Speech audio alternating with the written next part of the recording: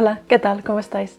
Siento que ha pasado mucho tiempo desde la última vez que me senté así, en este contexto, a grabar simplemente hablando delante de la cámara y me siento un poco oxidada. De hecho, en estas últimas semanas he estado dándole vueltas a qué es lo que quiero hacer exactamente con este canal. Si simplemente quiero tener vídeos así, sentada hablando de libros y reseñándolos, cosa que es algo que me gusta hacer, pero al mismo tiempo también me gustaría que en este canal también hubiera hueco para mis otras aficiones. También me gustaría dedicarle un hueco a la cinematografía, a los blogs, incluso a pintar, aunque sea a mi nivel. Y no sé si habrá hueco o no para ello en un canal o si es mejor simplemente ceñirse a una única cosa.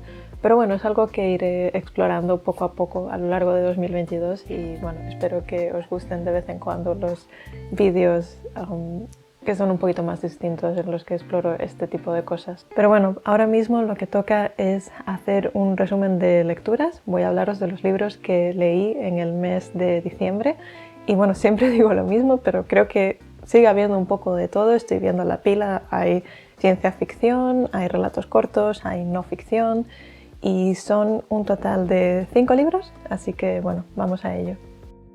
El primer libro que leí en diciembre fue The Sparrow de Mary Toria Russell. Ya he hablado de este libro en 2 ocasiones anteriores, así que voy a intentar no repetir mucha información.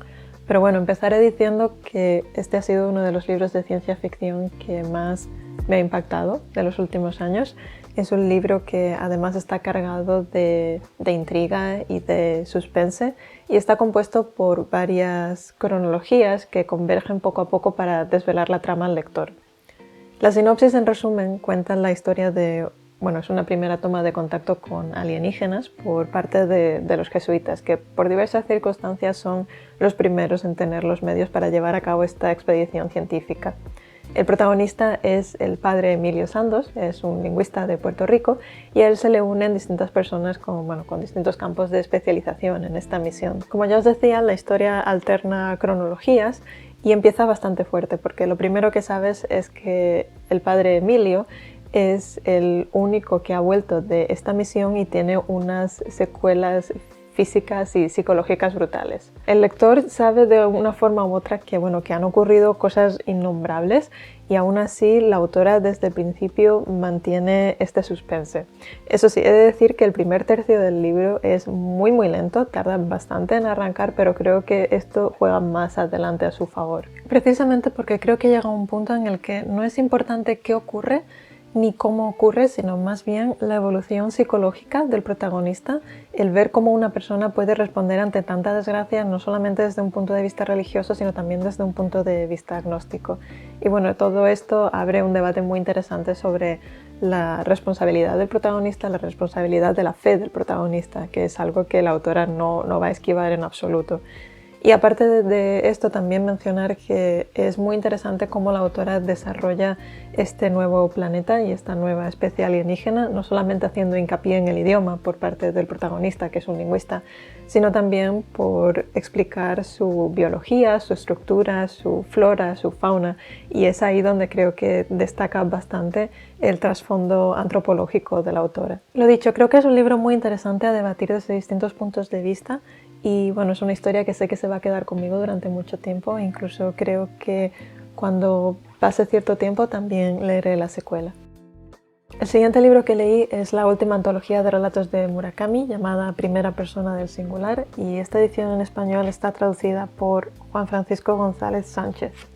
Hay opiniones muy dispares de esta antología y yo, por desgracia, tiendo más a lo negativo. Cuando tenía 20 y pocos años leía muchísimo Murakami, devoraba sus libros prácticamente y ya no sé si es simplemente por esa nostalgia por la que sigo leyendo este autor, porque hace ya muchos años que no logro conectar del todo con sus novelas y aún así diría que la calidad de estos relatos es bastante inferior a la de sus novelas y no es la mejor forma de iniciarse con este autor. Además, creo que los problemas que tiene este autor resaltan aún más en el formato de relato corto.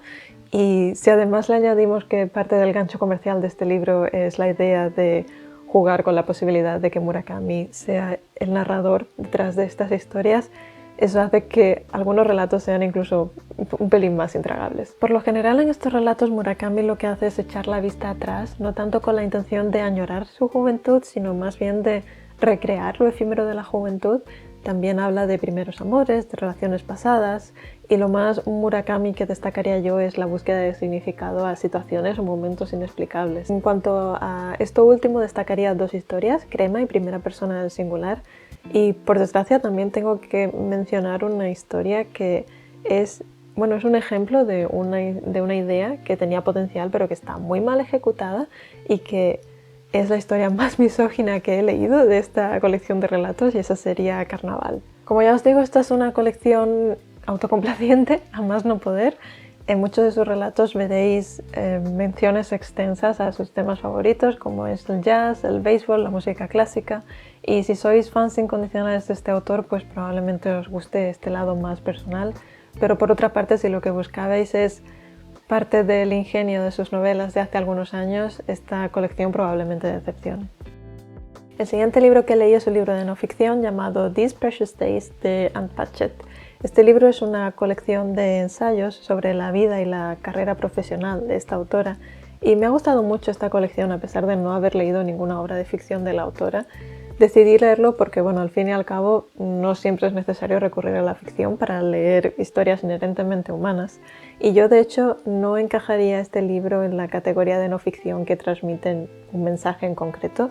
Creo que es una colección de ensayos muy personal y, por lo tanto, también es muy personal el que encaje con el lector o no. Según la autora, ella concibió esta colección de relatos para darle un hogar al ensayo que ella considera más importante, que es el que da título al libro.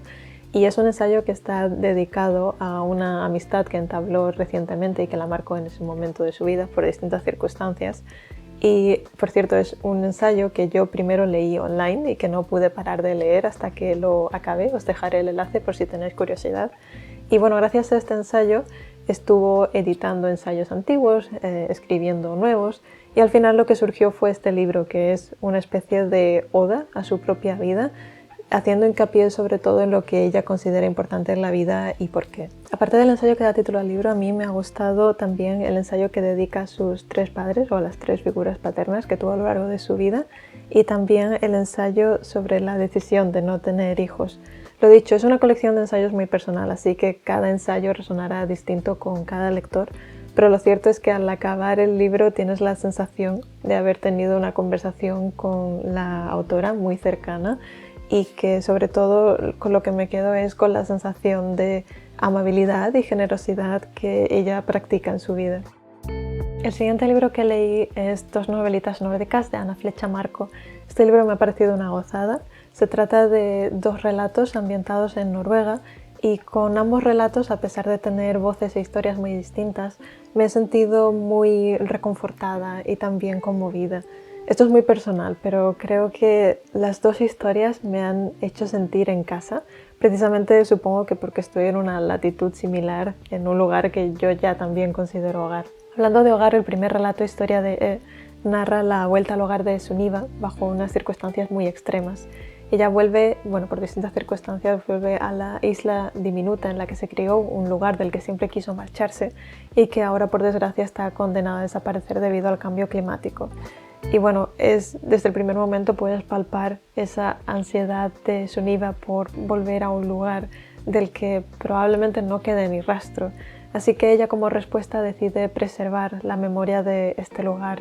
Y en el momento en el que empiezas a reconsiderar todo lo que compone la identidad de un pueblo, sus lugares, sus costumbres, sus historias, como algo efímero, es cuando, todo ello, adquiere una tonalidad un poquito más amarga. Y la autora no solamente logra trasladar al lector a un lugar muy vivo, repleto de referencias autóctonas y muy nórdicas, como los lugares secretos donde recolectar setas, las vallas en verano o la actitud ante el frío, sino que también logra que el lector quiera aferrarse a esta historia y a estos recuerdos. No sé si el relato está inspirado en algún lugar en concreto, pero yo a ratos quería poder localizar esa isla en el mapa, al menos a modo de consuelo. Mancha, por otra parte, es un relato quizás un poquito más liviano y divertido, cuenta el año de estancia de una profesora de español en Flekke, un pueblecito situado al oeste de Noruega, y está contado a modo de diario. Cada capítulo está dedicado a un mes del año.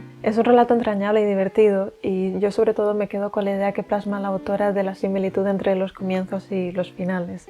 Para mí ha sido muy reconfortante leer un relato que narra esa primera toma de contacto con un país y cultura ajenos, cuando todo lo que te rodea es una lluvia de estímulos constantes y cómo en un paso bastante breve de tiempo acaba convirtiéndose todo eso en cotidiano.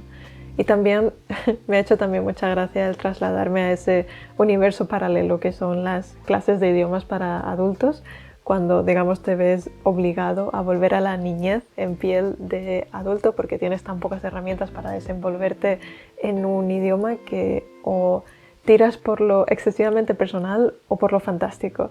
Y es precisamente en este ambiente casi surrealista en el que tu cerebro empieza a asimilar conceptos que hasta entonces eran desconocidos. Tengo algunos apuntados aquí, como por ejemplo Kosialik, Tak for Sist, y lo que ella me gustó mucho también, como describió ella el paisaje como calendario orgánico que marca el paso de los días. Así que bueno, gracias Ana por recordarme y devolverme la novedad a lo que yo ya considero cotidiano. El último libro que leí en el mes de diciembre fue Noches Blancas de Dostoyevsky. Esta edición está traducida al español por Marta Sánchez Nieves. Este es el primer libro que leo de este autor, es un relato muy breve y sin embargo creo que cala bastante hondo por la forma en la que tiene de examinar las emociones humanas. Este libro cuenta la historia de un hombre, un narrador sin nombre, que en pocas palabras vive en una soledad perpetua. De hecho, es una persona que vemos que parchea su soledad proyectando pensamientos en otras personas e incluso en otras cosas como en edificios. Sin embargo, un día tiene un encuentro fortuito con una mujer y empiezan a conocerse el uno al otro. He de reconocer que mientras leía este relato pensaba que simplemente iba a ser una historia que tiende a lo melodramático, pero sin embargo lo que me hizo cambiar de opinión fue el momento en el que el protagonista adquiere voz propia para relatar su experiencia y también el final del relato. Creo que tiene un final muy interesante que se presta a distintas interpretaciones y tal y como yo lo vi, era como un momento que marca el final del sueño del protagonista, un sueño figurado quiero decir, y a partir de ahí cada lector puede interpretar si la compasión es algo que va a salvar al protagonista o que lo va a condenar a seguir viviendo en soledad. Y bueno, esos son todos los libros que leí en el mes de diciembre. Creo que en general fueron buenas lecturas y además me estoy quedando completamente sin luz, así que es el momento de poner fin a este vídeo. Muchas gracias por ver hasta el final. Si queréis apoyar al canal os agradecería que dejarais un comentario, que le dierais a me gusta o que os suscribierais al canal. Nos vemos en el siguiente vídeo.